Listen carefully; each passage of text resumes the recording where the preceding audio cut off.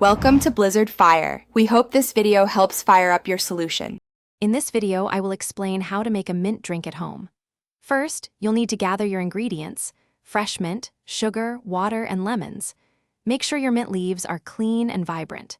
Next, prepare a simple syrup by combining 1 cup of sugar with 1 cup of hot water, stirring until the sugar fully dissolves.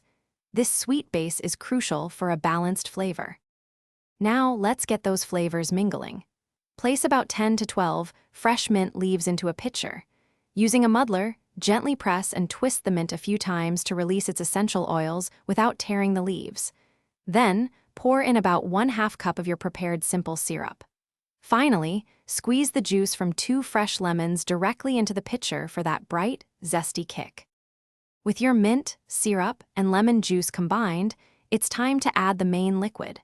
Pour in 3 to 4 cups of cold water into the pitcher. Give everything a good stir to ensure all the flavors are evenly distributed throughout the drink. For the best taste, place the pitcher in the refrigerator and let it chill for at least 30 minutes.